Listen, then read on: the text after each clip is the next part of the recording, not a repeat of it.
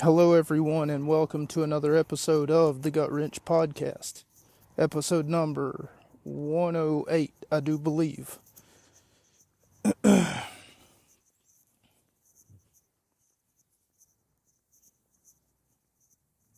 107, my fault. I'm so sorry.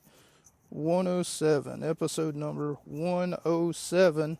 And with that in mind, boy, have I got something for you, my audience. As soon as I find it,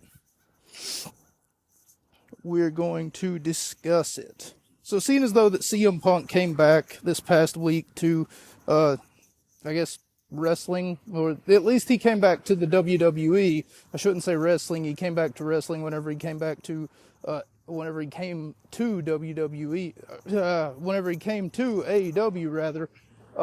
That's whenever he came back to wrestling. And one thing that I would like to discuss is the fact that this podcast has been far too delayed, because I was supposed to have an episode out probably. I try to get them out around Saturday, but I have no free time between work and my sleep schedule getting fucked the fuck up. I really can't find the time to get this podcast out. For instance, tomorrow I'm going in at 12 and I'm not leaving until 8 o'clock at night. So that gives me like a choice. Once I get home, obviously I don't have a vehicle because I'm walking home right now, but once I get home, then what am I to do? Once I take care of my cats, feed them, whatever else, cat maintenance, and then after that, so I get home, I'm going to be so fucking tired. I'm going to be so exhausted, done with, life, essentially, enough of my constant aggravated, oh, you don't understand, I have a job, and I have to work, and all that nonsense. I'm not trying to do that. No, oh, woe is me. Because I know people who don't have a job, who don't have to work. All they do is sit on their ass all day and sell drugs or something. Anyway, what I'm trying to say is that even though it's a part-time job, some jackass doesn't know anything about scheduling. Who schedules someone who is supposed to be getting part-time hours 12 o'clock until 8 o'clock at night? Well, like I said, that gives me one of two choices. 8 o'clock, I probably spend some time by myself doing whatever the fuck I want to do, stayed up all night drinking, which I don't do, but that's an example, The point is that whenever I get some time to myself, it's sort of, hey, now I can relax, take my shoes off, not have to worry about anything. Whereas though that if I'm worried about anything, it's getting this podcast out. I could go home, like I said, once I get home at 8 o'clock. Stupid fucking hours. Once I get home, what am I going to do? I'm going to open up my Peacock app and then start taking notes for the next wrestling show. And that might not seem like such a big deal, but whenever you factor in the fact that I can't just sit down and watch it, I have to take notes for it, pause it, take notes for it, pause it, again, take notes, just for consistency reasons. It sort of ruins the magic a little bit. Just a little bit. Now, I'm not complaining about, oh, woe is me, I have a podcast that I have to do.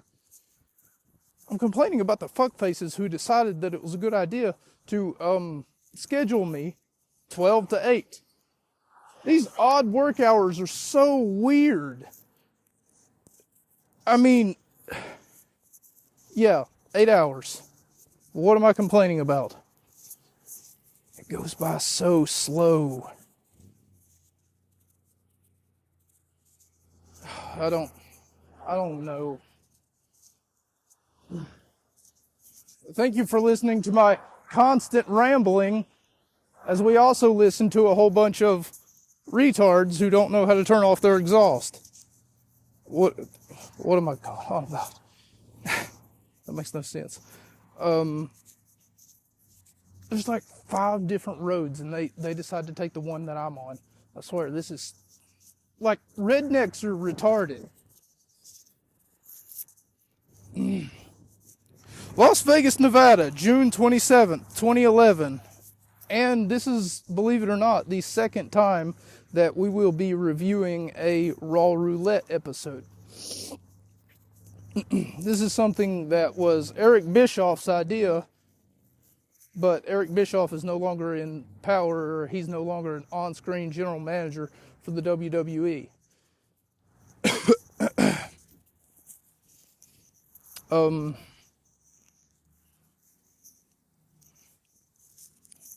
So I guess they just stole his idea and then ran with it, because they are in, as I stated before, Las Vegas, Nevada, and one of the perks of being in Las Vegas is the fact that everybody there is always gambling, and oh, you can hit it rich in Las Vegas, like New York. If you can make it here, you can make it anywhere, is what they say.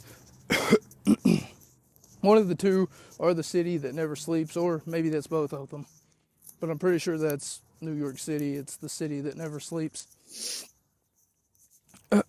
Tonight, all matches will be determined by the spin of a roulette wheel. It will be determined what matches will be underway here tonight.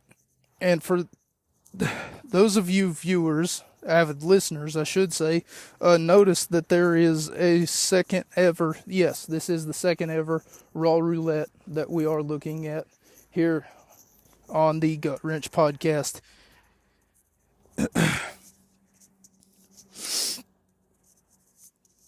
In the history of the Gut Wrench podcast, HBK Chance as Shawn Michaels is in the ring talking about how he tried to stay away, in retirement, and it's hard to stay away, and goes on to say how he hates how there's always a different celebrity every week, and we are in the celebrity era, the era of WWE bringing in a different celebrity all the time to do something stupid. They're all the time, like Chris Angel was on one time, and he was there to, I think he was promoting his magic kit or something like that. He had some sort of a magic kit that he was trying to get sold. He didn't do anything like crazy like he usually does. Chris Angel is something out of this world. And one time they had David Hasselhoff on there, and I don't know what he was there to promote, but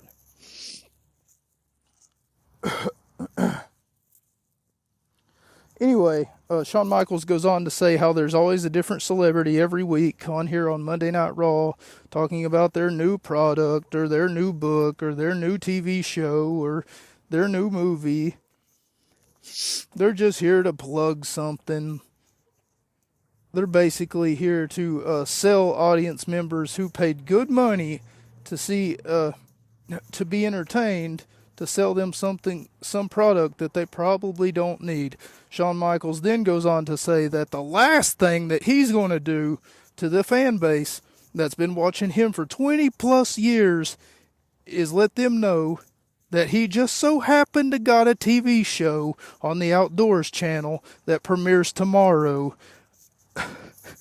So yeah, that's what he's on here basically to plug his TV show that he's got that happened to premiere on the Outdoors channel tomorrow, the next day from when this was recorded, rather.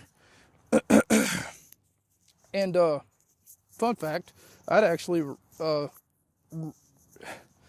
read some of Shawn Michaels' book.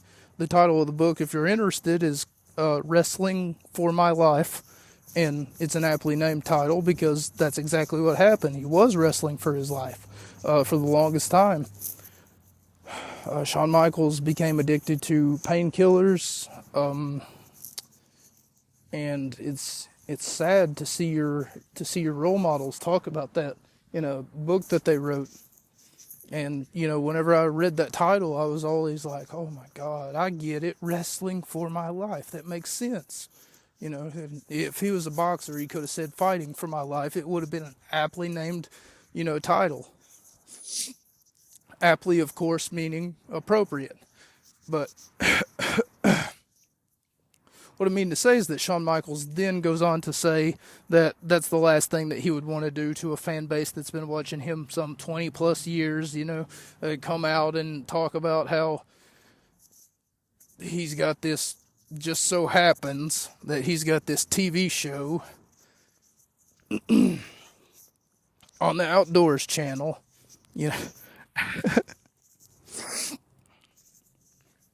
And about halfway through his spiel of what CM Punk calls irrelevancy, or trying to stay relevant, the number one contender for the WWE Championship, according to Michael Cole, shows up, and his name is CM Punk. So they hit his music, he shows up, he's got a microphone in his hand, and we'll be talking about CM Punk a lot today, because seeing as though I thought it was appropriate to look at this episode, seeing as though that Punk returned to the WWE this week at the Survivor Series pay-per-view. I shouldn't say this week, but, more or less 1 week ago. Shows up, and his name is CM Punk. And just like last week, I have to wonder why it is his music is not dubbed over.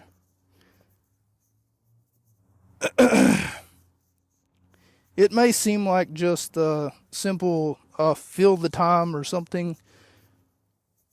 What I'm doing is trying to point out an inconsistency in some of WWE's programming, just like Rob Van Dam, who has a song named One of a Kind by a band known as Breaking Point, just like Kane, who has a song called Slow Chemical by a band called Figure 11. Except I'm left wondering, does WWE still own the rights to a song by Killswitch Engaged entitled This Fire Burns? Do you have to pay that royalty one time? Or do you have to pay for the music to be used the one time? Or can you just use it, therefore, whenever you please, without any sort of repercussions? Despite these inconsistencies, CM Punk shows up, and he is the leader of a group known as the New Nexus.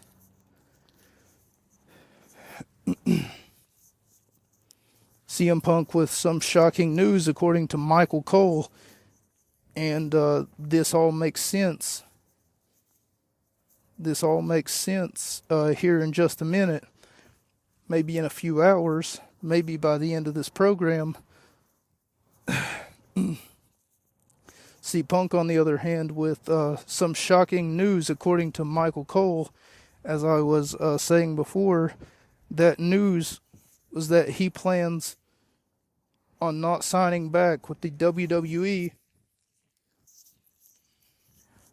After he wins, he already gave out the spoiler as to what's going to happen at the Money in the Bank pay-per-view, which is a big no-no in the world of professional wrestling, because Punk literally gave out the ending of the match, and believe it or not, that's what would actually go on to happen.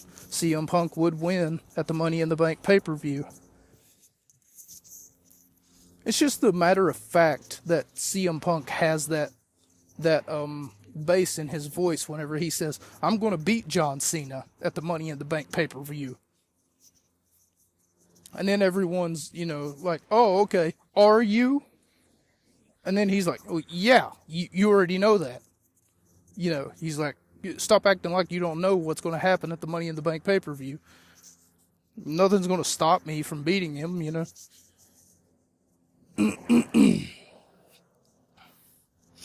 CM Punk then goes on to tease HBK by saying something of the sort, called him a loser, saying how he couldn't get the job done with The Undertaker, HBK goes all smiles, goes from all smiles as to looking like he just had the worst day of his life after Punk mentions that he lost to The Undertaker at WrestleMania. Punk goes on to say that whenever he leaves the WWE, he will be leaving a winner, unlike Shawn Michaels, who left a loser. Shawn Michaels then goes on to say, at the end of the day, CM Punk, you've got your style and I've got mine. Proceeds to super kick. So CM Punk and Shawn Michaels are both in the ring. I didn't mention this, but like I said, CM Punk is the leader of the New Nexus. Well, flanked by the CM Punk are two members of the New Nexus. It just so happens to be the tag team champions, Michael McGillicuddy and David Otunga. Otunga gets kicked right square in the jaw, and then afterwards, McGillicuddy gets kicked right square in the mouth, and they both drop like a sack of potatoes, so to speak. I wouldn't know how to drop a sack of potatoes. I would want all the potatoes to stay right in that bag. Shawn Michaels then goes on to say, at the end of the day, CM Punk, you've got your style and I've got mine.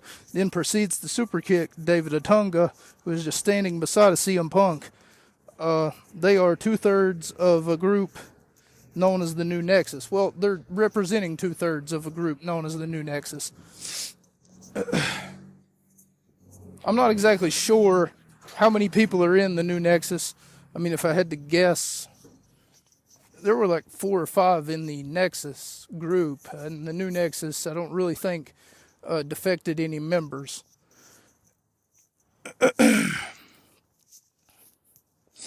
Who are standing beside a CM Punk because they are, of a group known as the New Nexus. According to CM Punk,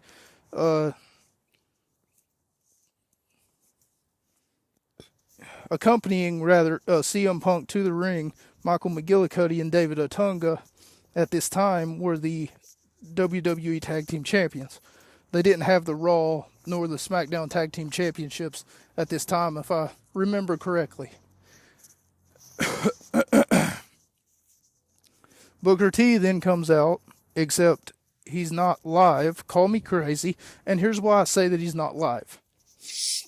There has to be some sort of rigged system for this to work. Keep in mind that today, or rather at the time of this recording, not this recording as in this recording of this podcast episode, but this recording as in this episode of Monday Night Raw that I am reviewing. How exactly would they get the wheel to spin and land on the desired result that they would want it to land on? Because spinning a wheel and getting it to land on something completely random, like professional wrestling isn't exactly random. They don't exactly go out there without a plan.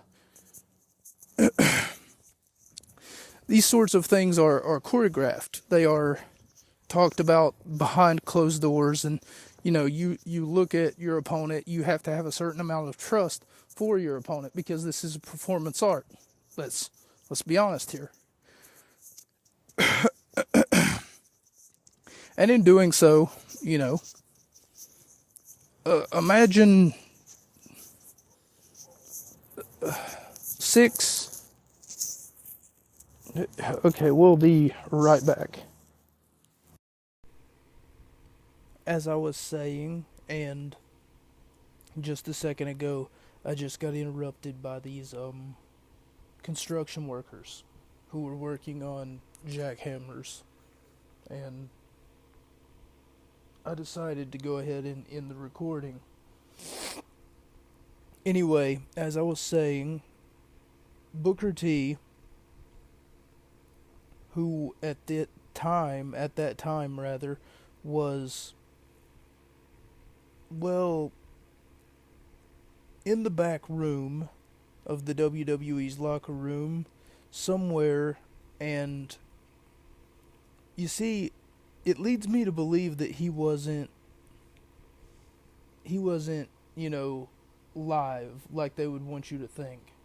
What I believe is that Booker T had previously aired some sort of segment, or he had recorded, rather, not aired, but recorded some sort of segment where he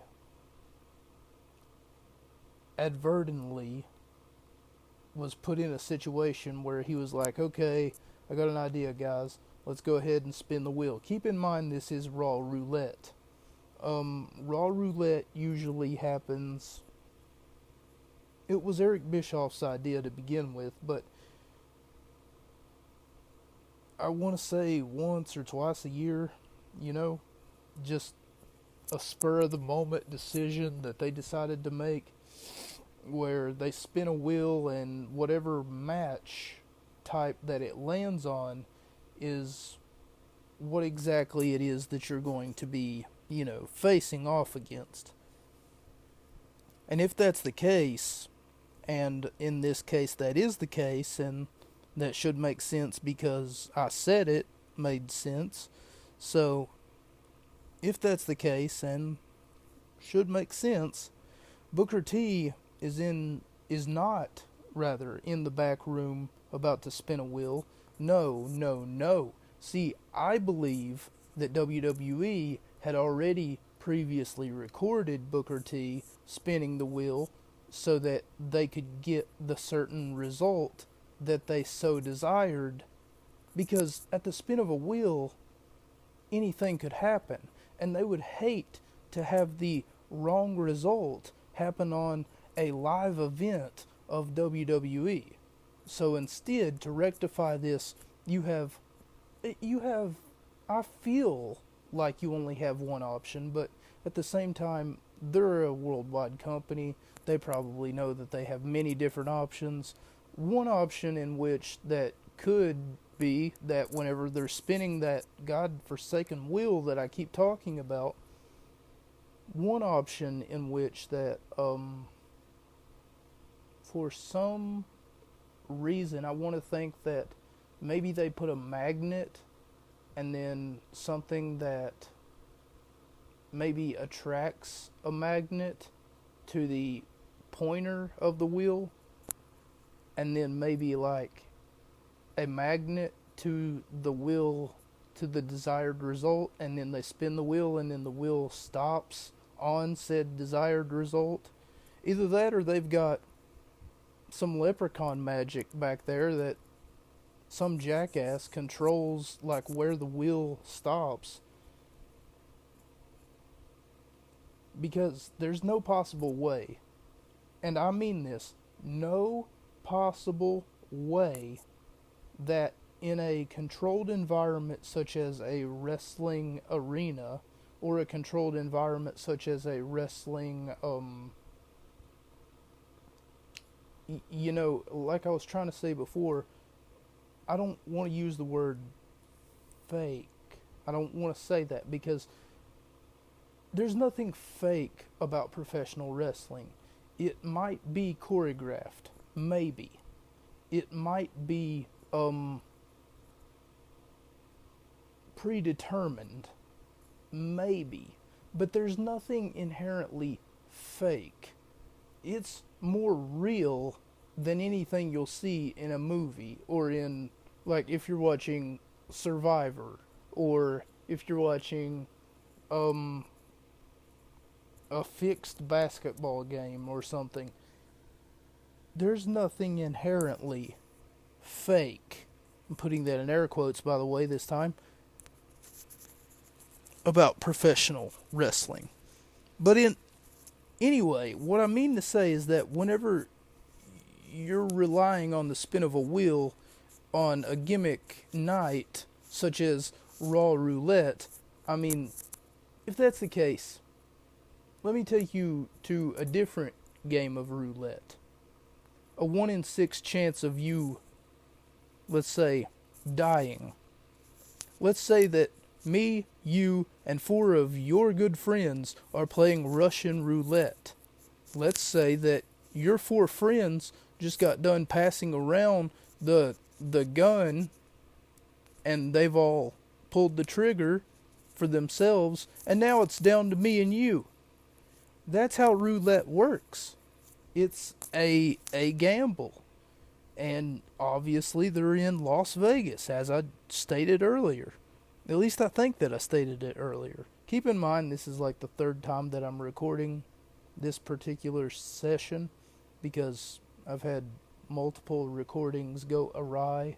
I've had multiple things happen that have interrupted me, and for that matter really made this a long and arduous task. Anyway, Kane versus CM Punk. If I've already reviewed this match, then I do apologize, but I feel as though that this is where I left off the 3rd time recording, and yes, this does make the 4th recording that I'm doing. Last week, Kane felt the wrath of Mark Henry as Mark Henry put Kane through a table, the announce table to be more exact, and now Kane promptly is angry, but my question is, wouldn't he be angry at Mark Henry? Shouldn't he take his frustrations out on... He shouldn't take his frustrations out on CM Punk, despite CM Punk being his opponent here tonight. Like, if someone cut me off in traffic, I wouldn't stop my car just to jump onto some random pedestrian and then kick them in the balls and then say, that's what you get for cutting me off in traffic. I would want to go confront the person who actually caused the problem to begin with. If I had an inconsistency counter, not saying that I do, but if I did, it would be up to 3 right now. The audience members who are in live audience, who are in the audience, are very same people who were booing CM Punk at the start of the program are now cheering him now that he's getting his ass kicked by Kane. Okay. Kane has CM Punk in the corner just dominating and pinning Punk, only gets a 2 count. Kane off the side slam gets yet another near fall, so he gets yet another 2 count. Kane with a big boot to Punk, and now climbing the top rope. Kane looking for the avalanche clothesline that he usually goes for. At the top rope, he's waiting, he's peaked, he's ready to jump, but he stopped. CM Punk stopped Kane, cut him off at the pass. Punk rolls out of the ring and gets counted out. I gave this match 2 out of 5 stars. It had some high points, but it seemed inconsistent at times. The crowd was booing a lot near the end when Punk walked out, which I don't blame them. I mean, they would want to see a contest, and seeing CM Punk walk out, it really doesn't do anything for them. You know what I pay a ticket for? To see some son of a bitch walk out? Imagine paying a ticket for a UFC fight. MGM Grand Arena, you know, you're there in Vegas, and then all of a sudden, you know, I don't know, TJ Dillashaw just walks out. He's still in the UFC, right? Anyway, back to what I was saying. So something that I didn't mention up until now is that was 2 weeks after their Capital Punishment pay-per-view. So this was after their Capital Punishment pay-per-view, and the reason that I'm putting this here is because if you wanted to go listen to the Capital Punishment episode, you could go do that and then come back and listen to the rest of this, because I'm going to be making a lot of references to that episode, to the episode of where R-Truth finally got what he rightfully deserved, which is the chance at the WWE Championship.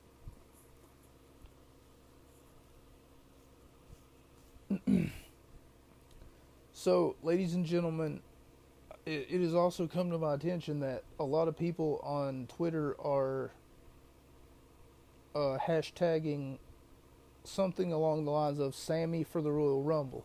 If Sami Zayn wins the Royal Rumble and they start building a story toward him, I'm going to go on strike again. Because Sami Zayn has done nothing to deserve winning the Royal Rumble, and he's done nothing to...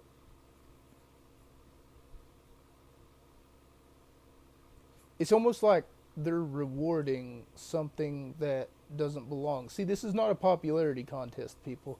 And Sami Zayn really hasn't, like, put up enough points on the board, so to speak, to really be, VIP of the evening, VIP of whatever. For those of you who don't know, the Royal Rumble should be happening sometime in January. Not really sure when. Whenever I start getting news, I will let you guys know as well. But this time, instead of going on strike and just looking at AEW, I will not be able to do that. Because, unfortunately, I do not have internet. So I'm doing all of this off of phone data. And it is extremely hard for me to find AEW. Believe me, I've been looking. It is extremely hard for me to find any sort of AEW at all. So what I'm going to have to do is literally go on strike. So I will pause the podcast. I will go on hold. And I will sit and wait for WrestleMania results. That means from January, if Sami Zayn wins the Royal Rumble, until April, to see exactly what the WrestleMania main event will be. And if Sami Zayn is in the WrestleMania main event, then we will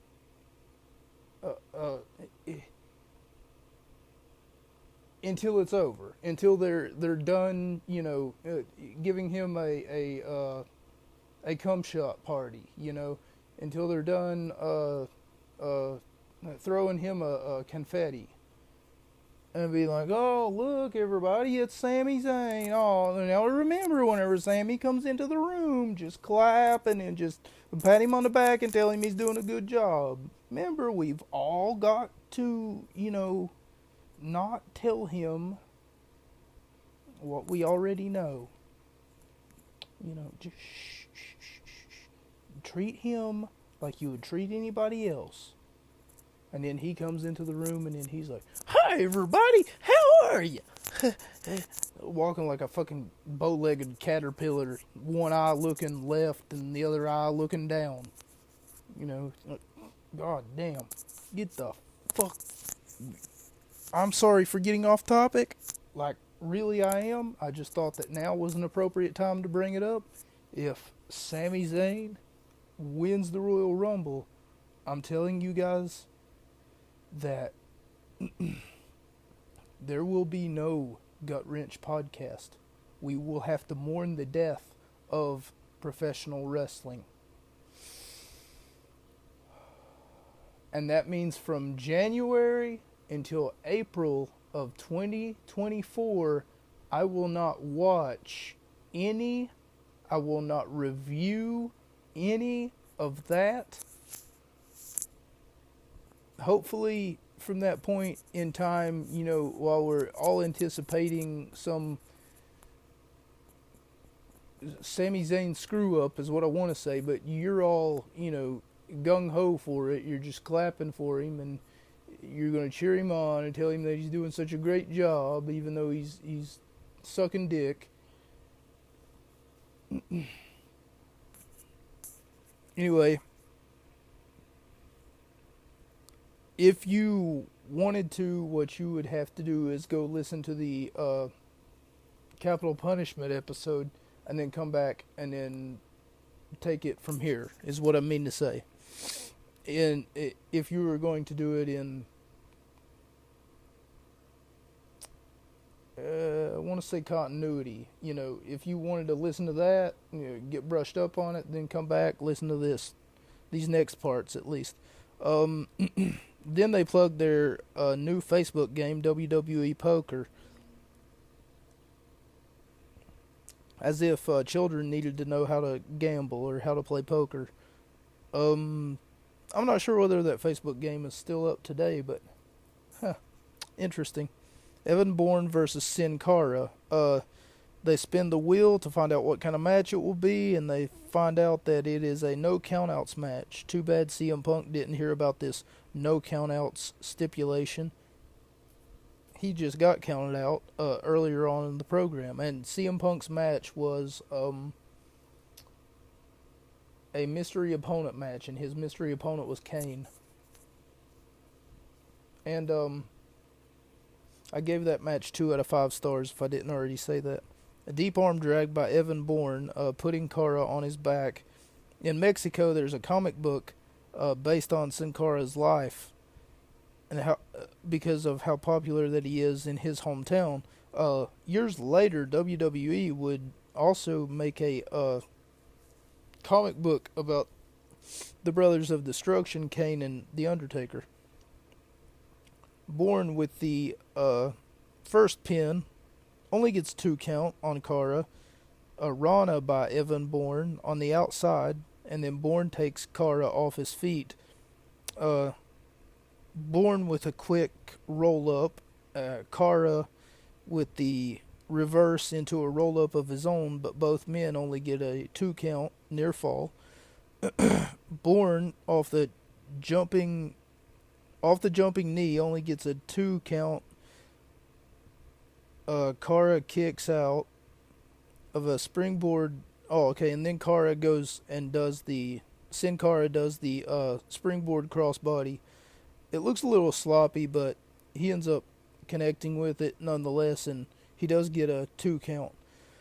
Standing moonsault by Bourne only gets a 2 count once again. Bourne went to the shooting star press, does the flip off the top rope, only to have Cara roll out of the way, and Bourne gets caught in a tilt-a-whirl head scissors, and Cara gets the 3 count. This match was very exciting, very entertaining, a nice contrast between 2 men. It was a beautiful match, and it told a great story. I gave it 4 out of 5 stars. The crowd was chanting a lot of random things, like a small USA chant in the second half of the match. They sounded bored, but I most definitely was not bored. I just kept going like, wow, what a maneuver. Oh my God, did he really just counter that? Holy crap, there's no way that he just did a Rana. No way. Evan Bourne getting airborne. I was just sitting there, I was like, ugh. Like I seen titties for the first time. Nonetheless, who said that? Kofi gets to spin the wheel. And next on doing so, he lands on a player's choice. So Kofi gets to pick the match stipulation that he wants to face Dolph Ziggler in. See what I mean about spinning this wheel and stuff like that? And, everybody gets to go back there. They get to spin the wheel, and then whatever it lands on, they get to react to, hey, what kind of match are you going to get tonight? And then, like R-Truth gets a tables match, and that'll be later on tonight. During the Sin Cara Evan Bourne match, if and the cameraman does eventually look up just a little bit while we're doing the while Sin Cara was doing a pose after winning his match. Whenever the cameraman looks up, you can see that there's a steel cage right above the arena. So that led me to believe that there would be a steel cage match tonight, and sure enough, there was a steel cage match on this night. So they already planned out which matches that they're going to have, as though that it was already predetermined, despite the fact that there's an element of randomness. You spin a wheel, and that determines, like, if there's 32 slots on that fucking wheel, imagine getting something that was unexpected. Imagine getting a result that they didn't even call for. And I'm pretty sure that we get something that they didn't even, hey, we didn't see that one coming. Because there's a submissions match for the Divas Championship. We'll get to that here in just a minute. Kofi Kingston spins the wheel. In doing so, he lands on a player's choice. So Kofi gets to pick the match stipulation that he wants to face Dolph Ziggler in, and that match will be next. And according to Kofi, what he says is he wants Vicky Guerrero banned from ringside. As Kofi Kingston versus the United States Champion at this time, Dolph Ziggler. Ziggler goes to leave, but Kofi pulls him in and stops him and throws him back into the ring. And then headbutts him, sending him back outside the ring. Body slams him on the outside. To Ziggler by Kofi. Ziggler with a reverse chin lock on Kofi Kingston, wearing him down. Then Ziggler with a famouser, but he only gets a 2 count on Kofi. During the match, one of the commentators in Michael Cole, for some reason, into a Kmart ad out of nowhere, he says, speaking of being powered by, WWE is powered by Kmart. Some sort of cheap pop. So there's your cheap pop, fucking Kmart. Sort of an odd way of advertising. I mean, I don't see why he couldn't just wait until a fucking commercial where, I don't know, John Cena was in the commercial. Oh, of course they couldn't wait until the John Cena commercial, the ad spot that they'd already paid for. You know why? Because whenever John Cena's in a commercial, you just can't see him, alright? So if he's in the commercial, you're not going to be able to see him anyway. It's going to be like, hey, who's in that commercial? It's going to be like, I don't know. I don't see anybody. Huh. Must have just been some local actors.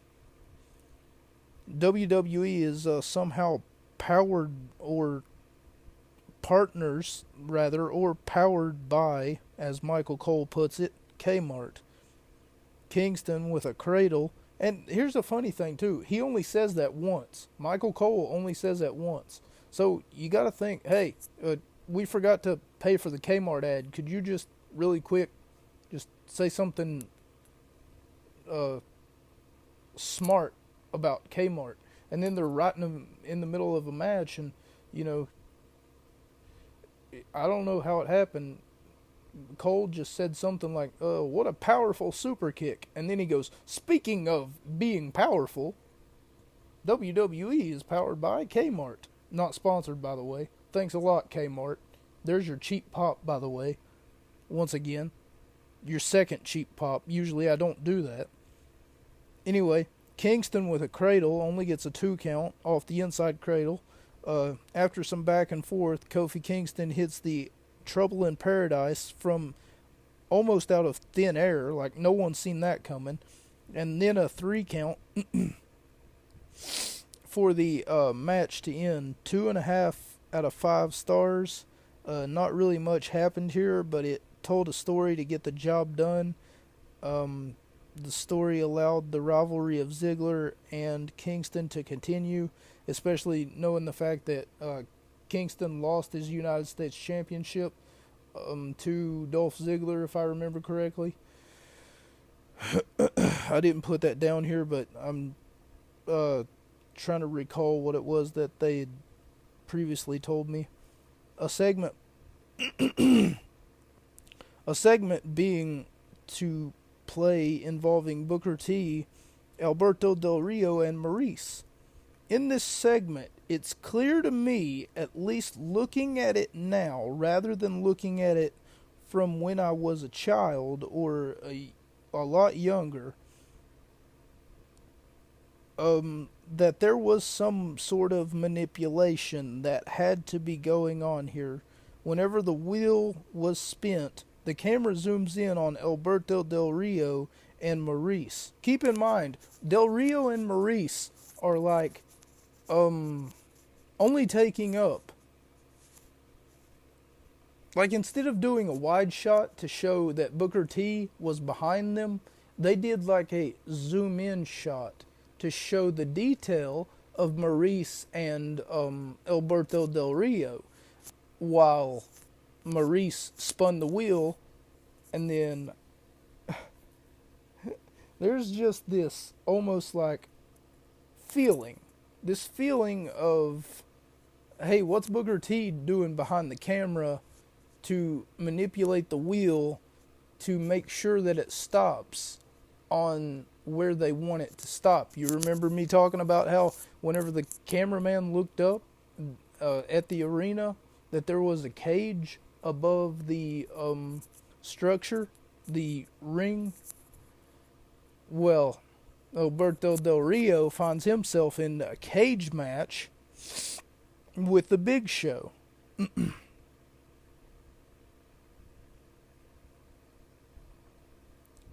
And the match between Alberto Del Rio and the Big Show is a cage match. Alberto Del Rio versus the Big Show in a steel cage. Enters the arena. Oh, okay. Alberto Del Rio enters the arena in a Lamborghini convertible. According to Michael Cole, it's worth $275,000.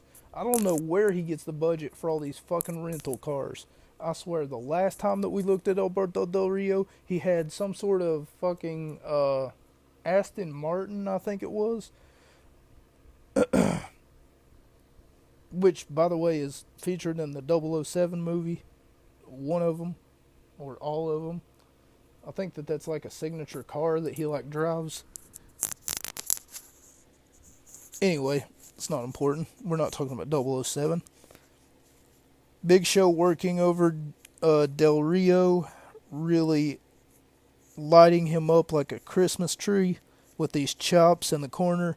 Del Rio working on the leg that was ran over, I put this in air quotes, accidentally by Ricardo Rodriguez 8 days ago, once again, at the Capital Punishment pay-per-view.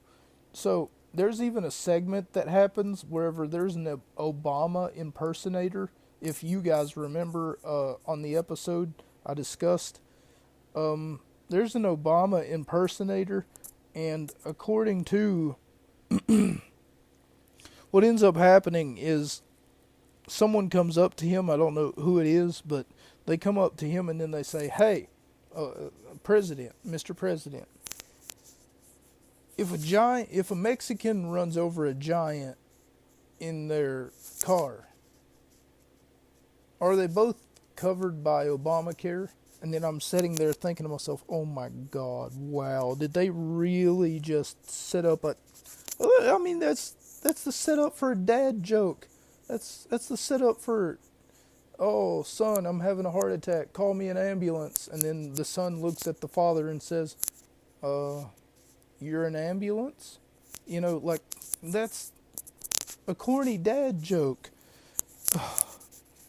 And why would both of them be covered by Obamacare? Oh my God, the giant would at least be covered by Obamacare. The Mexican that accidentally, I'm putting that in air quotes by the way, ran him over shouldn't be covered by Obamacare. What is it, car insurance? It's health insurance. What kind of fucking... Anyway, Mark Henry says to the Big Show, bigger isn't always better. I feel like some women would disagree, though. He sounds insecure, does Mark Henry. You know, hey, like they were looking at each other's wieners, and then Mark Henry said, you know what, Big Show? Bigger isn't always better. You know, just something to make him feel better. Anyway, Mark Henry shows up a little bit into the match, which is why I bring up Mark Henry, because the Big Show is going for a choke slam, gets his leg kicked out from underneath him by Del Rio. Del Rio, off the DDT, only gets a 2 count. Superplex by Big Show onto Del Rio, and that took a scary and and that looked scary rather, and it shook the whole ring. Mark Henry rips off the cage door off of its hinges, so the cage was literally on its hinges on the. Mark Henry shows some scary strength here. He says and then he brings the cage door into the ring and starts to assault the Big Show with it. The Big Show is literally in a rock and a hard place because he's got the 375-pound Mark Henry who's beating him upside the head with a cage door, and he's also like beside of the cage wall. It's one of those cages, if you're unfamiliar with like the wrestling cages or whatever, it looks like it's just chain link fence, you know. And I'm saying this not to insult your all's my audience, who's obviously wrestling fans, knows what WWE's cages at and around this time look like, but those of you who aren't wrestling fans and you're just here for the shtick, which obviously I know that at least 3 or 4 of you are. I mean, Big Show is just getting beaten, but by the Mark Henry. Del Rio escapes the cage in quick fashion, and he won the match. The Big Show got sandwiched between the big Mark Henry and the cage wall, and Henry beat the Big Show with that cage door. The Big Show fell down the opposite side of the ring as the cage wall fell. I mean, it collapsed under the Big Show's weight. With what seems to be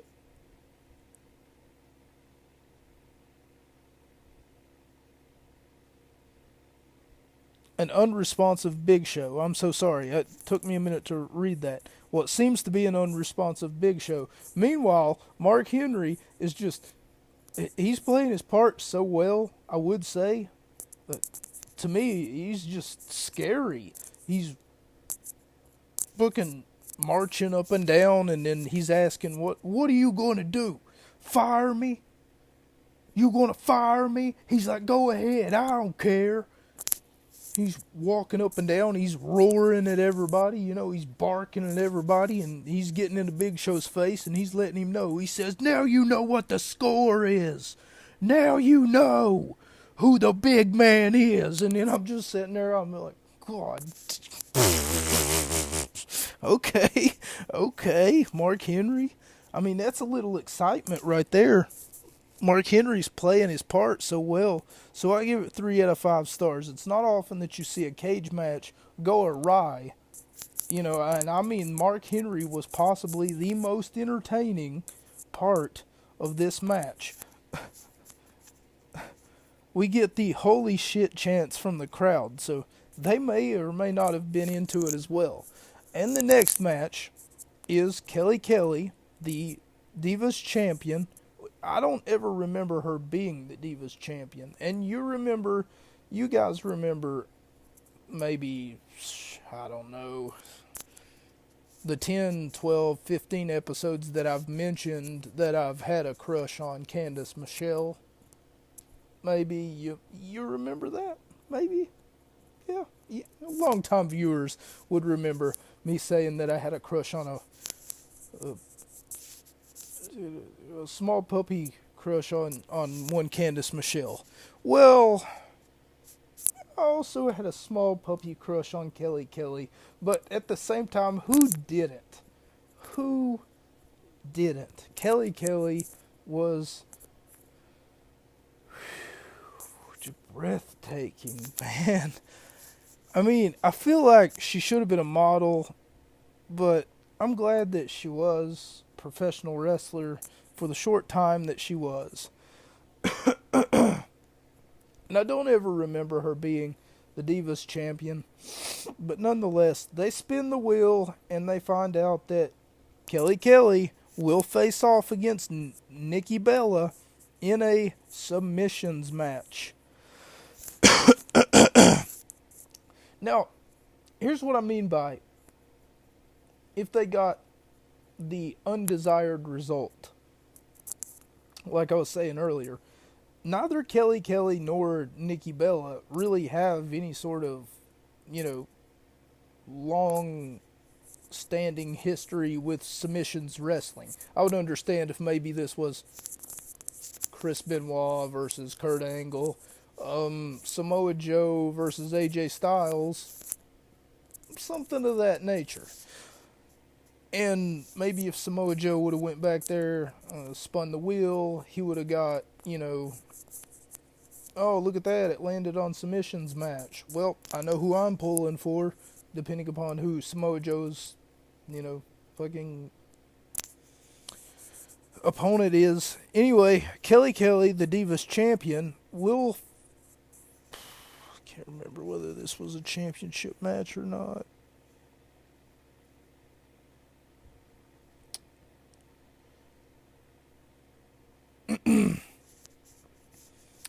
Will face off against Nikki Bella. They spin the wheel when both ladies are in the ring. It lands on submissions match, and this is awkward. Neither Kelly Kelly nor Nikki Bella are known for their submissions wrestling, let alone their submissions prowess. It's over in less time that it takes to make a cup of coffee. Kelly Kelly with the Boston Crab, and she gets the submission victory. This could have been the wheel being spinned as a result, and it was a result that they didn't want, but they just went with it anyway, regardless. So I just gave it 1 out of 5 stars. They show a recap from last month where Andy Levine won the Tough Enough competition that was being put in front of him. He won and was fired shortly afterwards. I'm not sure why he was fired. I'm sure it had to do with one of two things. One, the fact was that the rookie prospect that was 25, 29 years old would have to train. They would have to train. Two, lack of discipline or desire to compete in the WWE or travel,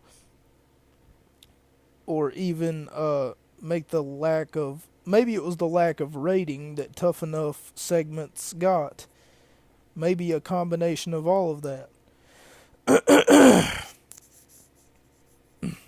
But yeah, the Tough Enough winner from last month, at this time, Andy Levine, well, he would end up getting fired, regardless of the fact that he spent, I want to say, a good 9 weeks, 18 weeks, training with Steve Austin, with Jericho, with Triple H, Kurt Angle, a whole bunch of WWE legends and well-known prospects. Regardless of that, he would be fired. But the good news is, I'm pretty sure he won like a shit ton of money from winning the Tough Enough competition, because I'm pretty sure that they give away like 190,000, 250,000, something like that, if you win. So yeah, if you want to get motivated, go win a reality competition. I'm sure that they'll pay you an ass ton of money. Nonetheless, that brings us to our next segment. After Rey Mysterio leaves after spinning the wheel, DDP shows up. Booker T, what is he doing here tonight, is what he says. And he's here to plug a DVD that I own it, believe it or not. A DVD, since getting it myself. The name of the DVD is The Very Best of WCW Nitro.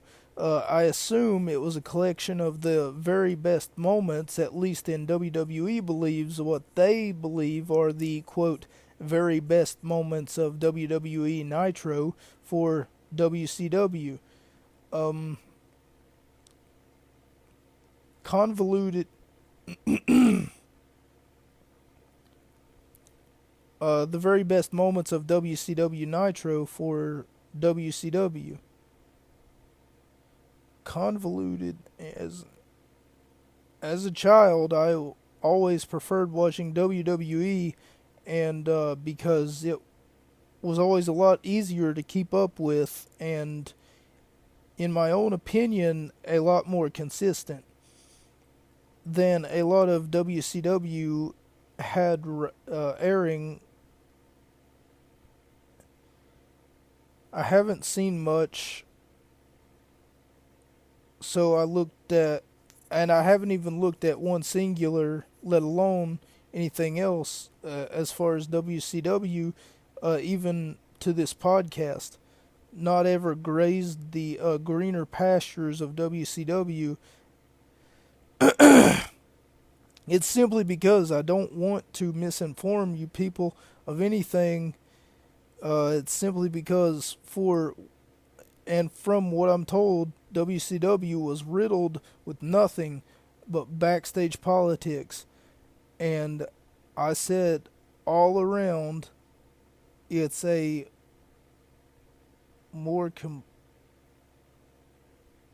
it's more complicated, okay, to keep up with something that's that's less consistent than the product that's actually more consistent. I have a wide array of knowledge thanks to the fact that I'm able to pick up some knowledge throughout the many endeavors of reading certain magazine articles or books, interviews, as many documentaries and bio documentaries on the subject of professional wrestling, but usually I try to steer what I am learning, that being toward the WWE, not really focusing on any of the territories, focusing on much of WCW.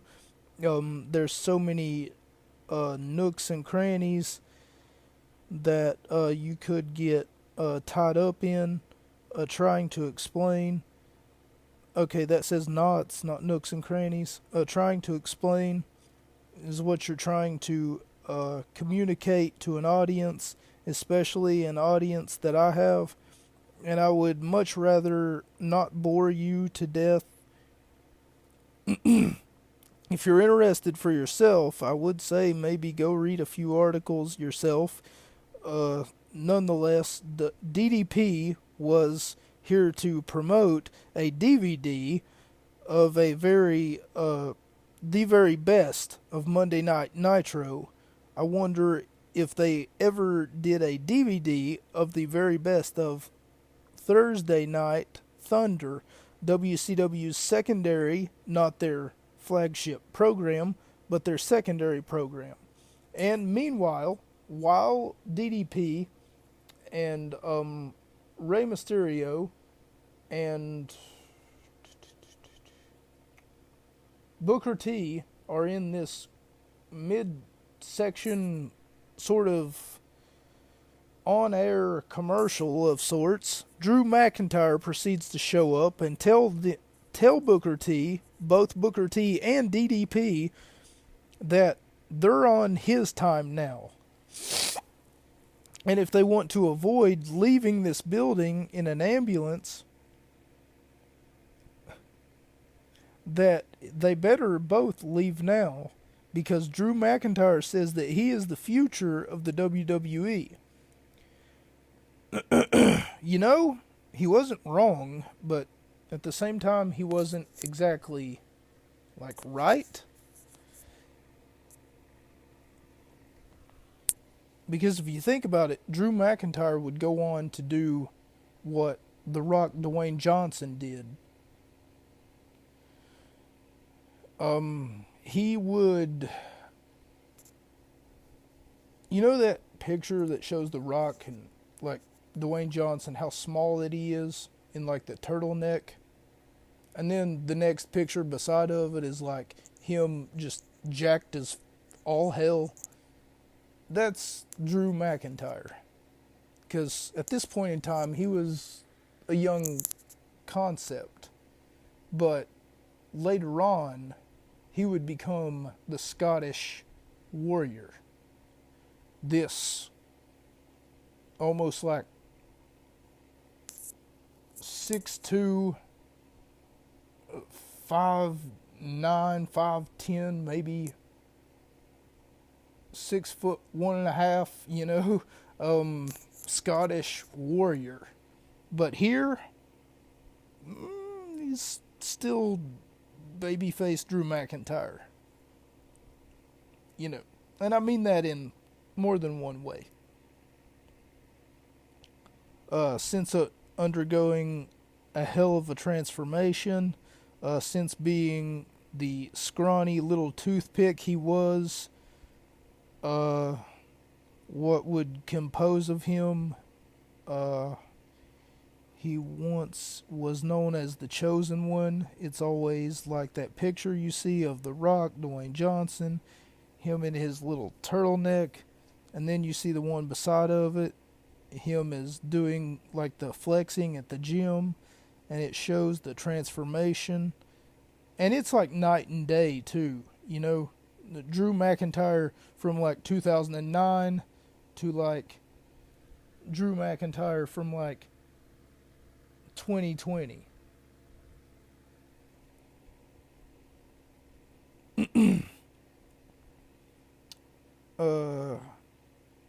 If you've seen her before,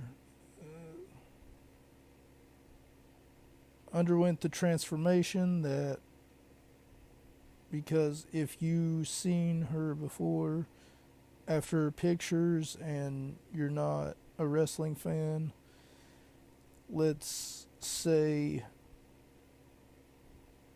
you're seeing McIntyre for the first time, you would be astounded. Anyway, Shawn Michaels then goes on to kick McIntyre in the face after he promptly threatens the two WWE legends, and he drops him like a sack of potatoes. Shawn Michaels then enters the advertisement that they had going for the DVD. It's a 3-disc set. Its average runtime is about 8 hours and 10 minutes. And HBK says, I can't believe that I missed all that. And DDP says, really? In doing so, Shawn Michaels said, I think I had work that day. Oh my God. Anyway, like I said, Rey Mysterio spun the wheel, and he got himself into what they refer to as a tornado match. And this match takes for fucking ever to get through. So I'm just going to go ahead and go to our next segment. I'm going to end this recording here because I'm running out of time, and I'm going to pick it up in a second. All right.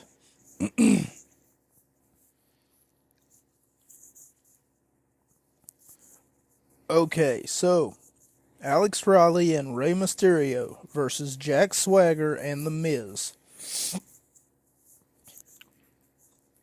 Here's something that I've always had the gonads, the nuts to bring up, the walnuts, if you will. WWE then proceeds to play some 60-second. Wow. It's supposed to say 60-second, right? Like, a measurement of time, second. But instead it says 6-2 ND. Anyway, my notes are, oh my God. Because I take these notes from like text to speech. So I'm assuming whenever I took these notes, my text to speech thought that I said the number 62. Whenever in reality what I said was 60-second, as in a minute. Anyway, some 60-second ad spot that has to do with some anti-bullying campaign called Be a Star that they have partnered with many different organizations to make this happen. There's some irony in here somewhere. Why don't we start with the elephant in the room? Okay, so I put a whole big, rant here about Kevin Owens. I don't think that I'm going to go over it, but I will bring up the biggest point of this rant. Did you guys notice what I noticed? Throughout this entire commercial, I'm seeing different faces. I'm seeing everyone.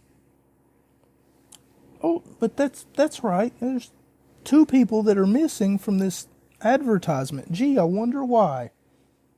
And that's Kevin Owens and Sami Zayn. And it's not because they haven't been hired yet. No, they were a part of the active roster at this point in time. Wait. No, I don't think that they were. No, I don't think that they were. I could be. You know what? I think that I'm wrong. They most definitely were not.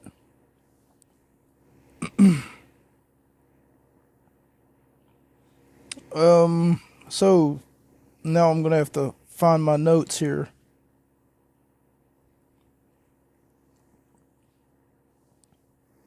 I also wrote down the fact that he stole his catchphrase from Donald Trump whenever he took that.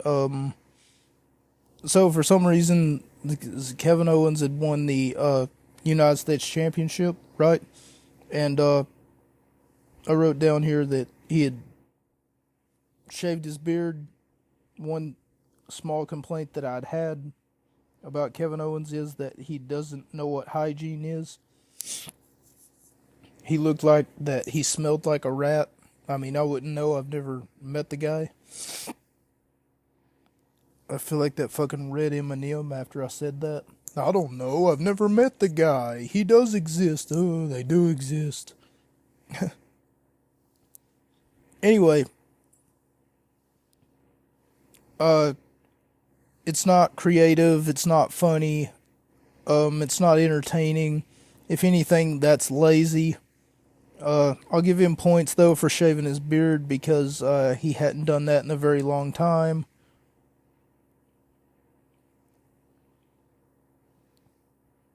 For those of you unaware, whenever you hold championship status in WWE, not really other wrestling organizations that I'm aware of, but especially in WWE, the roster of champions, they like to think that you go above and beyond. Like John Cena got a lot of roles whenever he was champion. For instance, the most Kevin Owens did was shave his beard and steal a catchphrase from Donald Trump. That's not funny, that's not creative, that's not entertaining, that's just lazy. I'll give him points, though, like I said, for shaving his beard because he hadn't done it in a long time. For those of you who don't know what I keep going on about the facial hair of Kevin Owens, you could say his facial hair is a choice. As a matter of fact, even though it is his facial hair and it very well may be his choice, this is not my body, my choice movement, which for those of you who don't know, my body, my choice movement is sort of a rape allegation type thing where a guy would rape a woman and then for some reason he would then look at that woman and then say, well, it's your body and it was my choice. Or I could be getting that confused with something else completely, and I'm pretty sure if I am, then my body, my choice might have something to do with like a woman being pregnant and then she's thinking, well, it's my body, it's my choice. And if that's the case, what about the baby's body? What about the baby's choice? The baby didn't ask to be in this world. And the baby certainly didn't ask for you to take a clothes hanger and abort it. That is how that works, right? Anyway, on with the show. This is my body, my choice, type of movement.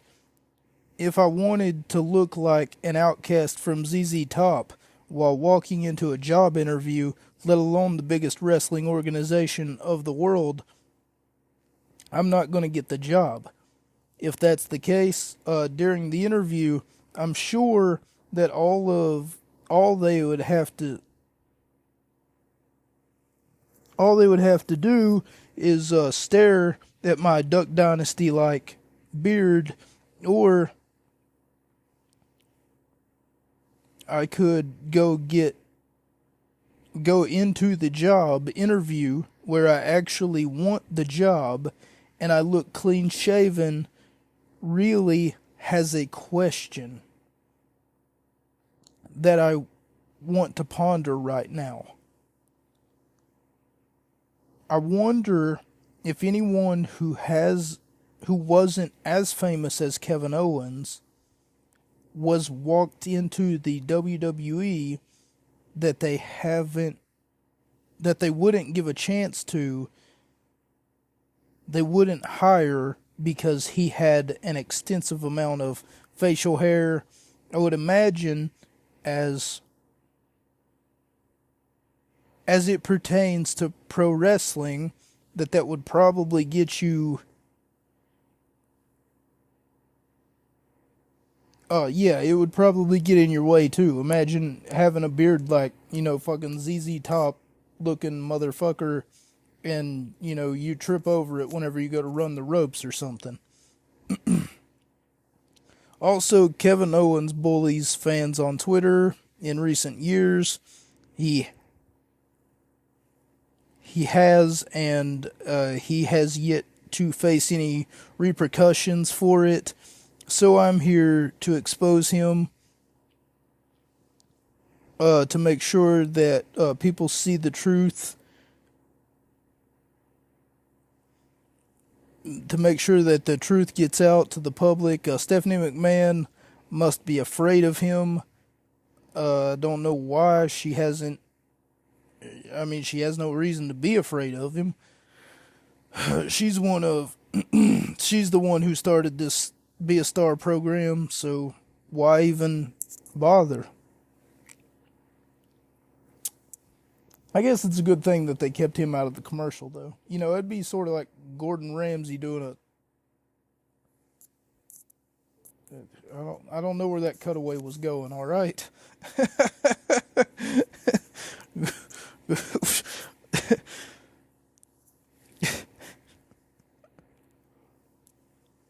A Holocaust, maybe, joke, because Gordon Ramsay cooking the Jews. Wow, that one was, okay, I'll give you, yeah, okay, I'm sorry, I'm sorry, it was, edit that one out, editor, please blur that joke out. Jack Swagger and Rey Mysterio inside the ring. Meanwhile, The Miz and Alex Riley are on the outside of the ring. And this match is playing about as well as a Nintendo 64 tag team match would go. For those of you unaware, I want to make this brief. Whenever I would play a Nintendo 64, WWF No Mercy, usually whenever I would play a tag team match, I should say usually I would tag out to the CPU. So pay attention to my strategy here, right? Here's what I would do. So first thing that I would do is I would tag out to the CPU, and then while I was the second player in this particular tag team match, and this is one of those tag in, tag out games. Or I shouldn't say games, I should say modes. Even though they're a tornado, they keep calling it a tornado match, but in reality it's tornado tag team match. But they keep neglecting to call it a tag team match. They just keep calling it a tornado match, which makes no sense whatsoever. But nonetheless, whenever I used to play this Nintendo 64 game, I would tag out to the CPU, let the CPU take care of the legal man, and meanwhile, I would go out of my way to beat up his tag team partner, so that whenever the time came that I would be on the outside of the ring beating up his tag team partner, and whenever the time came that the opponent to whoever it was that I just tagged out to needed a tag in, his partner that he tagged into would be in worse shape, if not worse for wear, than the other guy was. If that makes sense, and it should make sense because I'm the one that said it. Nonetheless, where this is a no tag situation, it's simply a tornado tag team match where all participants are supposed to be inside the ring at all times. There is no tag. There is no tag team mechanic. It works just as well. Usually these are supposed to be a no disqualification. At least in the video games they are. At least the one game that I just got done mentioning, WWF No Mercy, it was, if I remember correctly. But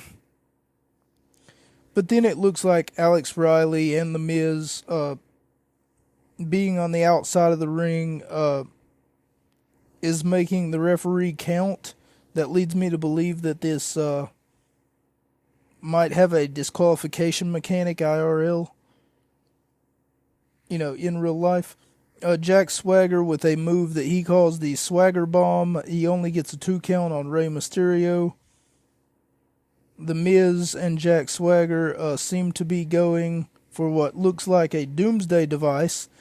Jack Swagger into the Miz, who was on the top rope, thanks to Rey Mysterio doing a very clever Rana to the reversal of something that Jack Swagger had planned for him, crouching the Miz on the top rope, who got neutralized because he still brushed up against his balls on the and he lost his footing on the top rope, I should say. The Miz did. Alex Riley with a hip toss off the top rope. The Miz kicks out when Riley tries for the pin. Alex Riley with a roll-up combination, pinning combination on the Miz, but he only gets a 2 count. Rey Mysterio kicks the leg out from under the Miz and goes for a pinning combination and only gets a 2 count. Near fall while Jack Swagger got thrown outside the ring onto Alex Riley. Alex Riley gets in the ring, following Jack Swagger off the Irish Whip. Riley puts Swagger down with a spine buster, and Rey Mysterio it's knocked out of the ring by Jack Swagger. There shortly before this interaction occurs, Alex Riley then goes for the pin off the spine buster. He hooks the leg of the Miz, but there was a save from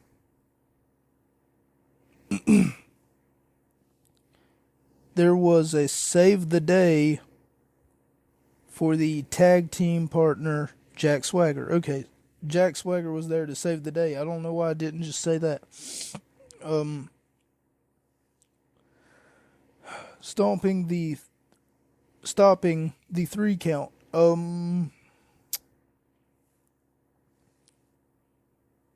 Then goes for an inverted DDT and only gets a near fall on Alex Riley. Jack Swagger does, is what I should say.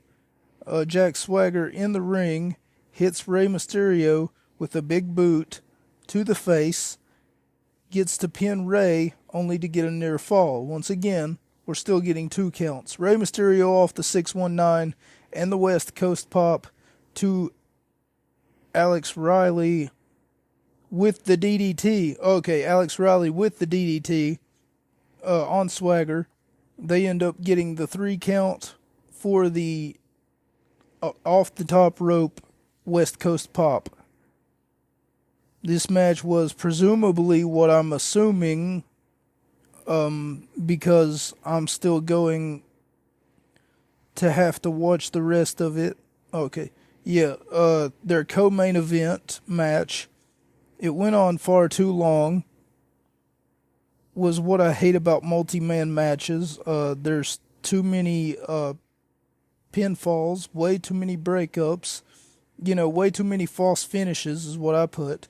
They don't utilize the fact that they're in a tornado tag team match to the fullest extent of their ability. If I was still counting inconsistencies, I'm pretty sure I would be up to 4. But I'm not sure whether I'm still counting inconsistencies or not. 2 out of 5 stars. Was it entertaining? Yes, but the fact that it took way too long to get through, and it was a good wrestling match, sure, it was a relatively good story, and still told a good story between the rivalry of Alex Riley and The Miz. It could have been done a lot better, and could have taken a lot less time. The camera feed... Okay.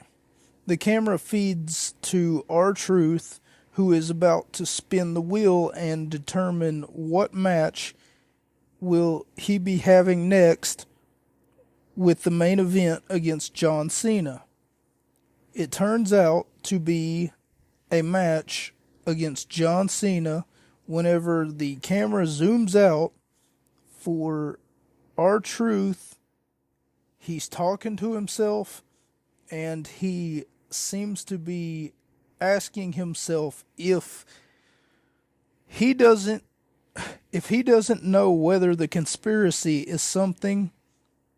I don't really catch the last word that he says. So he does sort of ask himself a question, like while the camera is on.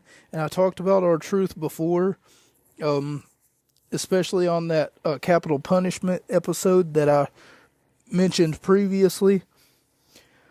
R-Truth has this uncanny ability to just make you believe that he's crazy. Sami Zayn tried to do this exact same, I want to say, and I'm putting this in air quotes, exact same gimmick. But yeah, he did. He tried the whole conspiracy theory trope, and Zayn is just so one-dimensional. So fucking bad at everything that he does that he couldn't pull this off because he's not as good as R-Truth is. I'm sure that now Zayn wishes he was R-Truth, because R-Truth, believe it or not, has had multiple number 1 hits in the hip hop and rap album community. For those of you wondering, R-Truth has sought other employment because it may or may not be very, very difficult to make it as a professional wrestler in the WWE, especially whenever they don't want to give you airtime. Nonetheless, this was 8 days after R-Truth faced off against John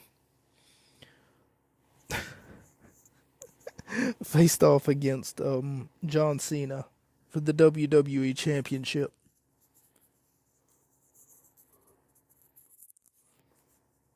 And John Cena at this time was still the WWE Champion. John Cena at this time was still the WWE champion, believe it or not, because R-Truth had lost his match. He lost because he blames Little Jimmy. See, there's so many layers to his fucking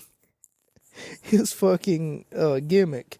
So Little Jimmy is apparently all of the John Cena fanboys and fangirls, and about 3/4 into the match, for those of you who missed it, his capital punishment match, he stops. He grabs him a drink of water. One of the fans has like a cup, right?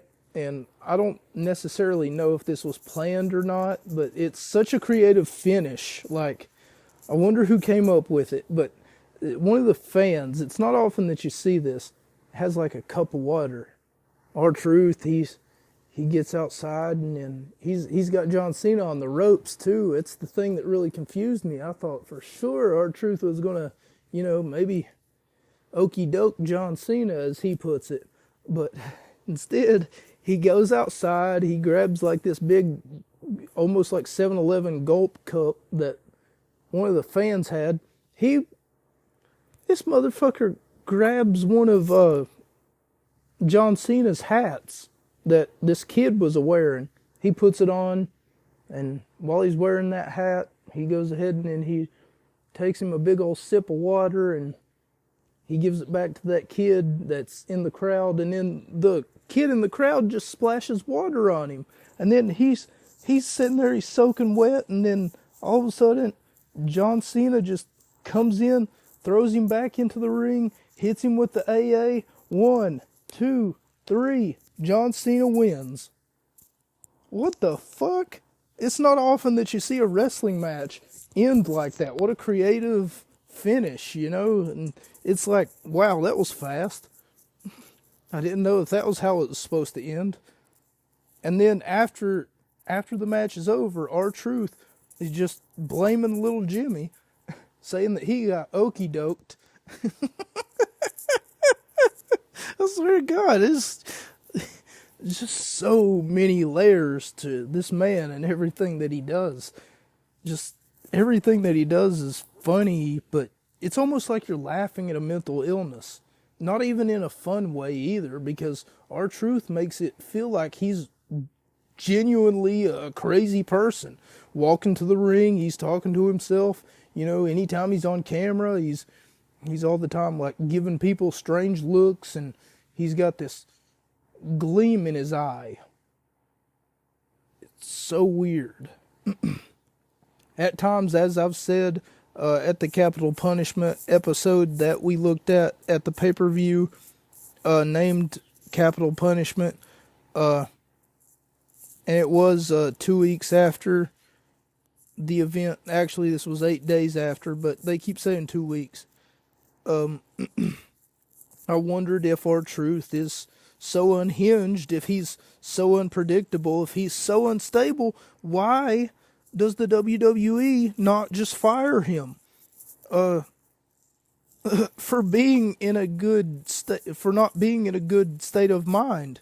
For instance, if I went to work and I started talking about conspiracy theories and how everyone's out to get me, and started looking over my shoulder every 10 to 12 seconds, started almost lipping, my lips start moving for absolutely no reason, and then people are like, "Hey, are you okay?" And you're like, you better go over there, cause I'm about to get the spiders, I don't know.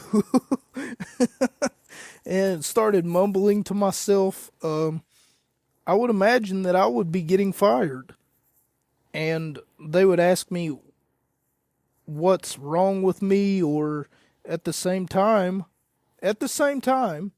like, I can see this from the other side of the coin too. Why would you fire someone who's so unhinged, so unstable? You wouldn't, oh god damn, you wouldn't want to upset them I mean, they're already in a catastrophic state of mind. Who knows what they might do next? Sort of a look out for me type of deal, because I could fly off the handle at any moment, you know. Booker T tells R-Truth to leave because he's starting to scare him. Booker T looks at R-Truth and then he says, "Hey, why don't you just go on, man? You're starting to scare me."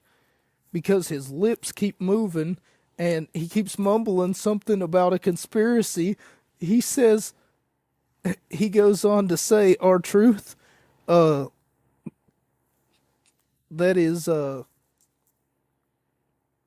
goes on to say he's going to make sure that John Cena is going to got tonight.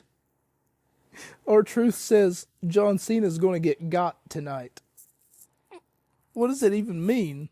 Is he going to get an STD? And he's not wrong. I've seen this clip probably 30 or 40 times, so I know who wins the match. However, the performance or the match itself, I really haven't seen. So why don't we take a walk? R-Truth apparently wearing a straitjacket, according to Michael Cole. And this is what I mean. The commitment. The fucking commitment by R-Truth to just sell the fact that he is this unhinged, crazy person. But according to Michael Cole, one of the commentators, R-Truth is wearing a straitjacket. So I guess that makes him certifiably crazy. We get dueling chants from the crowd. We get the "Let's go Cena, Cena sucks." And here's the thing. With those chants, you can obviously hear who the John Cena fans are. And, like, the very feminine, "Let's go Cena." Then you get the very masculine, "Cena sucks."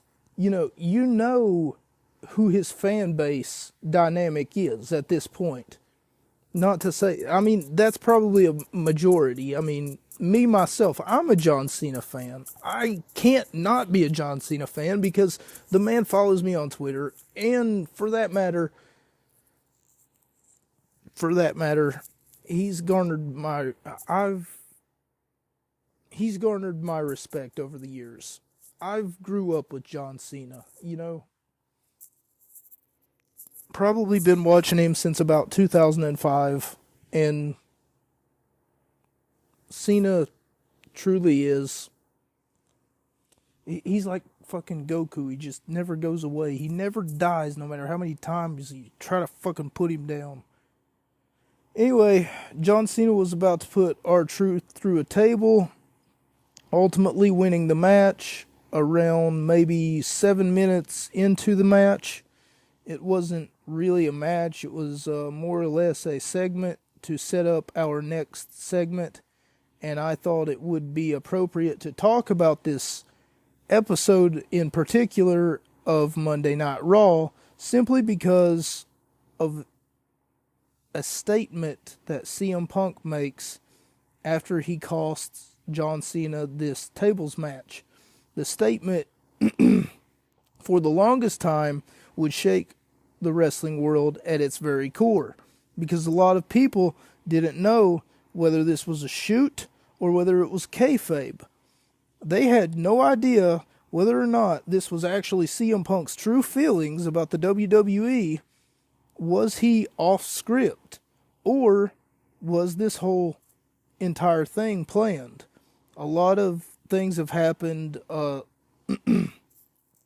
A lot of things have happened that night, and especially during CM Punk's little rant, lead me to believe that it is planned. But a lot of things that happened in this particular CM Punk microphone being cut off, whether he was talking about Vince McMahon, led him to believe that what he was saying wasn't planned at all. So Truth wins with a spear. He spears John Cena through the table thanks to interference from CM Punk. That's a little inconsistent. However, I found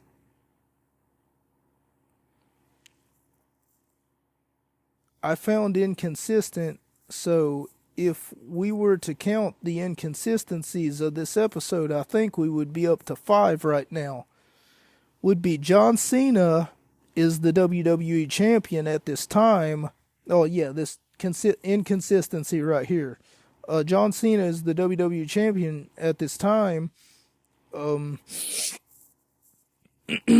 But he would never get another championship match. Usually, beating the champion of one division would automatically make you someone who is in the gunning for the championship. So I was talking about the fact that R-Truth would win here, but he wouldn't actually, and that's one of those inconsistencies that I pointed out. Perhaps some backstage politics, or for that matter, maybe that's just something that wasn't supposed to happen, maybe. So they wanted to sweep it under the rug. Hey, R-Truth, thank you for being in the main event of Monday Night Raw. However, you wasn't supposed to win that tables match. You know that you weren't supposed to win that tables match, but it happened anyway. So we're going to go ahead and sweep that under the rug. Because R-Truth would only get one championship match, and that was 8 days ago from the time that this episode took place at the Capital Punishment pay-per-view. John Cena, ever the professional, is still selling being put through a table as though that he got struck by lightning and hit with a Mack truck. So he's just acting like, oh man, oh no, I got the biggest splintering headache. And John Cena would remain in this position too. Ever the professional is John Cena. One thing that John Cena is better than Punk. Okay. So the CM Punk rant goes a little bit something like this. John, while you sit there, hopefully as uncomfortable as you can be right now, I want you to hear me. I want you to hear everything that I have to say, because I don't hate you, John. I hate this idea that you're the best, because you're not. I am. He said, although there is one thing that you might be better at than I am, and then he says, and that's kissing Vince McMahon's ass. You might even be a better ass kisser than Dwayne was. Might even be a better one than Hulk Hogan. And then he goes on to say that I don't know if Hulk Hogan would have been better than Dwayne. I mean, he was a pretty good ass kisser. And that's kissing Vince McMahon's ass. You might even be a better ass kisser than Dwayne was. CM Punk then goes on to say that he wants change for the WWE. He would like to think that the WWE would be better off when Vince McMahon is dead. And at this point, his face starts to turn red. So if you guys know anything about, I wouldn't say verbal communication, but it's body language. Once your face starts to turn red, that's sort of a hey, I'm embarrassed type of thing. I don't really see why CM Punk would be embarrassed, but maybe he had some goosebumps, some reservations about saying something like this. Because on live television, he said he would like to think that this company, this WWE, would be better off when Vince is dead, but it's not. He says, because it's going to be taken over. CM Punk was yelling, and his face started to turn red at this point. He said, it's going to be taken over by his doofus son-in-law, and the rest of his stupid family. Of course, talking about Vince McMahon, he would like to think that the WWE would be better off when Vince dies, but it's not. It's probably going to get taken over by his doofus son-in-law or his idiotic daughter, yeah, his idiot daughter or the rest of his stupid family. CM Punk then goes on to say something about these people being the reason why he's leaving, because they sip off of some collector's cup, and then he'll sign merchandise for him or something like that. He says a lot about them wanting to shove the merchandise that he sells, or the merchandise that they're looking to buy. They want his autograph so that he can sign it, so that they can sell it on eBay and make a quick buck, because they're something about they're too lazy to get a job. Another reason why he's leaving is because he's barely promoted. He's not on any magazine covers. He's not on promos of the show, like the opening to the show. He's not on any network TV shows on the stupid USA network. He then goes on to say that he thinks it's a little ironic that they run this whole anti-bully campaign, which is what I was saying earlier, that it is a little ironic that they run this whole anti-bully campaign, because Vince McMahon is about the biggest bully that he's ever met. He even says before his rant ends, before they cut his microphone off, that, let me tell you a personal story about Vince McMahon. And then after that, his microphone stops working. So there's a few things in this rant that if you was to pick it apart, if you was to look up the date in question, that CM Punk himself goes on to say some of these things, you would figure that if this was not like some sort of, wouldn't Peacock just cut it? Or for that matter, wouldn't WWE for that matter just say, hey, just edit that part out? You know, we don't need them to hear about that anymore. They can find it on YouTube if they're looking for it. But, I mean, maybe even WWE posted it to their YouTube channel. But, like Eric Bischoff said, controversy creates cash, you know. Maybe they seen this as like one of their jumping off points, and they said, I mean, to me, something's inconsistent. Something smells fishy here. You know, why do you cut the man's microphone off if you wanted him to, you know, go rogue, so to speak? The very next week, he would show up in the middle of the ring. He would open the show for Monday Night Raw, right? And he would show up in the middle of the ring, and he would have a bullhorn this time, one of those fucking megaphones that you can almost talk into. Like this, I would assume.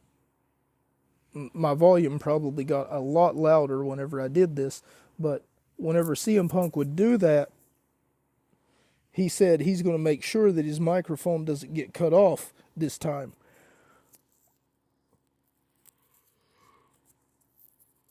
Which, he's breaking a few of the rules that are sort of the unwritten rules of professional wrestling, such as telling everyone who will listen, he goes around and he tells them, hey, look, I'm going to beat John Cena. And sure enough, he will beat John Cena. But see, you're not supposed to be allowed to do that, to just go out and give the result of a pay-per-view match, almost like it's a prediction. I'm putting that in air quotes, by the way.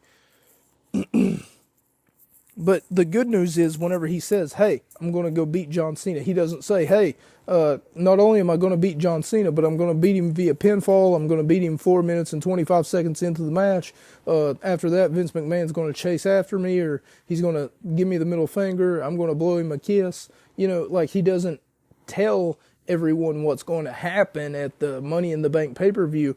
However, he sort of tells everybody what's going to happen at the Money in the Bank pay-per-view without actually giving away the actual result of the match.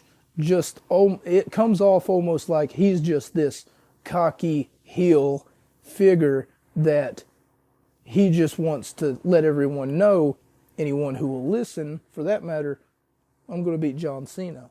And that's impressive. That's a flex. I'm going to be making money, you know. whatever else that he had to say was, he says he's not on Conan O'Brien, he's not on Jimmy Fallon, which John Cena's been on both shows multiple times, and Punk does make a good point. If CM Punk is as entertaining and as good as someone like Paul Heyman would make him out to be, and Paul Heyman, in all honesty, is one of the best promoters that this business has ever seen, CM Punk should have been promoted more throughout his run. Throughout his run in the WWE.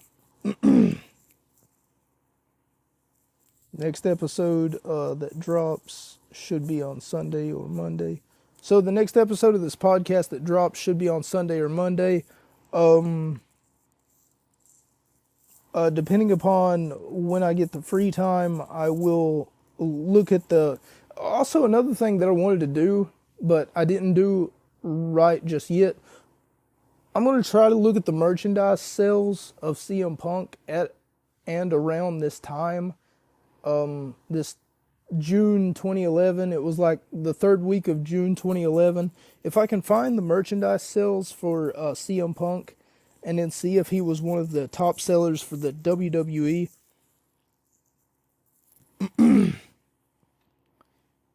WWE really begs the question, why wasn't CM Punk ever promoted if he was one of their biggest stars? That goes back to the backstage politics that I was talking about earlier. It played a role, as well as the whole ideology that this is not just the script that Punk was told to read out on live TV at one point. At that time, CM Punk's best friend,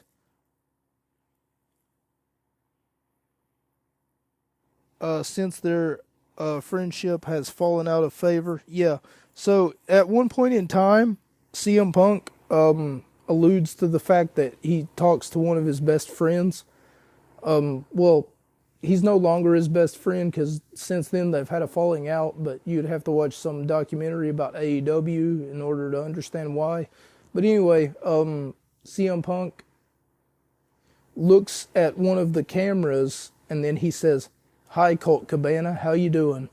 And for those of you who don't know, Colt Cabana was a professional wrestler, I want to say Canadian professional wrestler, who worked for WWE for a little bit, but then afterwards he ended up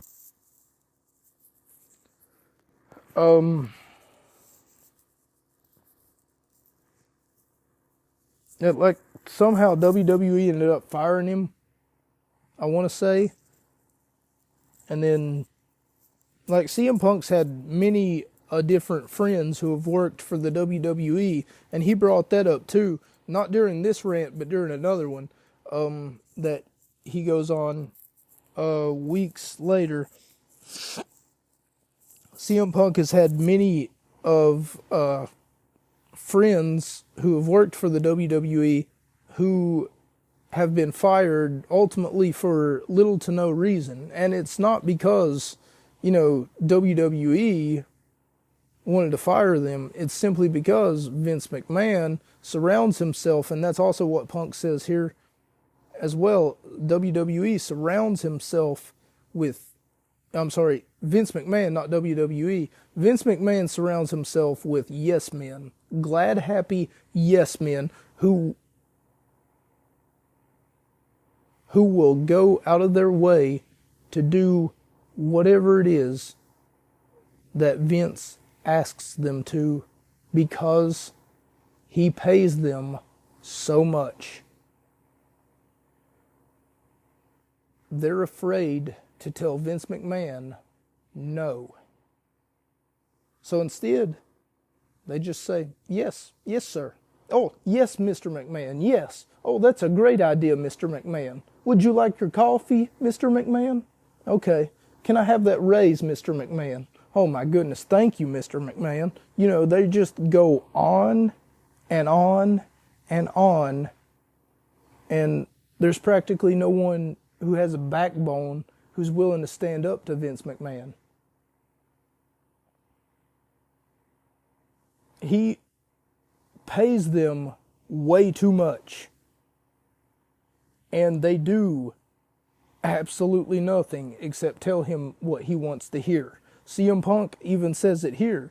And like I said, it begs the question, if Punk was scripted in saying all of this, why was his microphone cut off? Why wasn't there someone who came out and then just said, hey, Punk, you're going a little bit too far, this, that, and the other thing. And there have been many other journalists, journalists outside of the WWE who have pointed out the fact that, did CM Punk say something that was a little bit too much, a little bit off color, that they would have to cut his microphone off? Or maybe it was all scripted to begin with, just to create some buzz around the WWE, just to create some controversy. This is like the JFK assassination of WWE. Because for me, I could sit here and just rant about it all day, because there's so many layers to this conspiracy.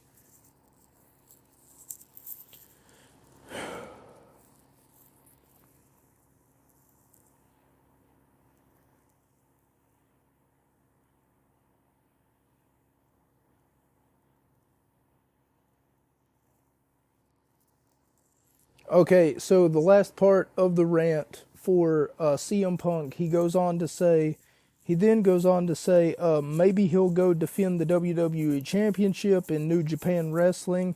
Hell, maybe I'll go back to Ring of Honor, which isn't a choice anymore, but back in 2011, it probably was. Anything like that, but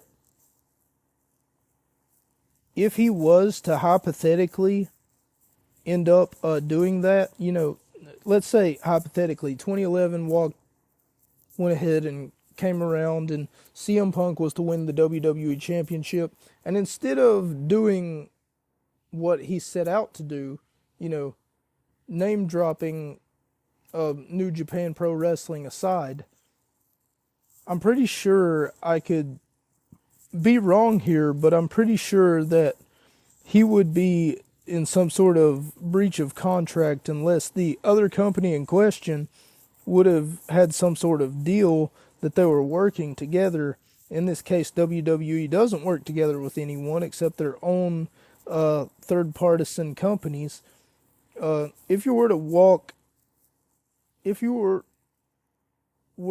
to work with you're going to buy you.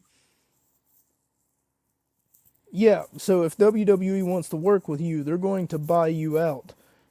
I didn't mean to make that sound like I was going to a bayou or a fucking Louisiana swamp. To get full creative control of the domain, unlike AEW, who will work with you, but that's a conversation for another day. CM Punk then goes on to confirm something that I already knew by saying that Vince McMahon, for some reason, always surrounds himself with yes men who would bend over backwards to see Vince McMahon happy because they're paying him so much money. He then goes on to say, let me tell you a personal story about Vince McMahon, referencing the whole Be a Star program anti-bully campaign.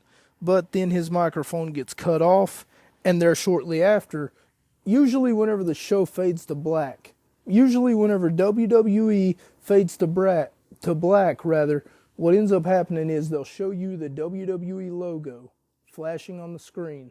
This time, that didn't happen. They just cut their cameras. Once again, adding more lividity to the whole entire, hey, we ain't even got time to flash our fucking logo. Somebody back there was mad. I'm going to imagine somebody back there got pissed off.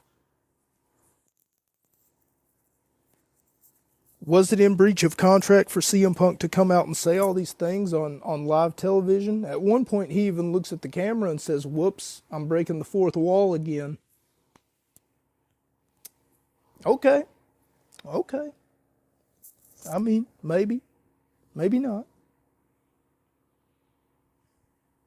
Thank you all so much for joining me. My name is Mocha. This is the Gut Wrench Podcast, and conspiracy theories aside, I hope you all enjoyed this episode, because I know I enjoyed making it, despite the fact that it took me forever and 4 days, 3 or 4 days, to fucking make it. And the next episode should be out Sunday, no later than Tuesday. Thank you all so much for joining me. Good night, everybody. That's a wrap.